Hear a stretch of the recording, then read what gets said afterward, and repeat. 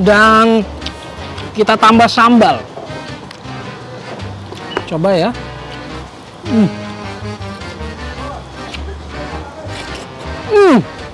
Enak. Nggak asik pakai kacamata.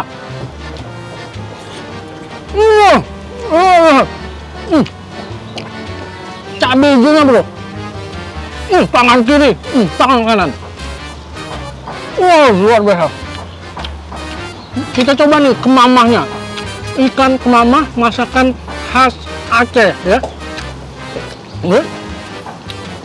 Kita taruh nasi sedikit ya.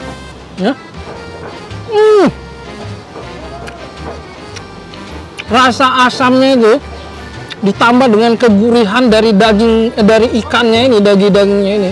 Terasa bro, terasa sampai ke hati.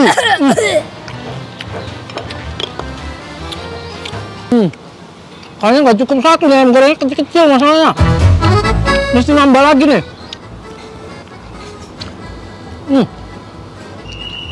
Tuangnya aja kecil, nggak cukup cuma satu, nambah lagi nih. Lihat nih. Wah, nggak kelihatan ya, tapi di sini nih asapnya ada nih, tandanya kalau memang baru aja keluar dari penggorengan.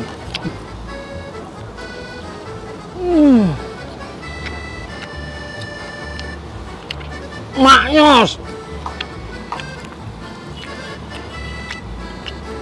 Dagingnya lembut bro, lembut banget. Wah, luar biasa.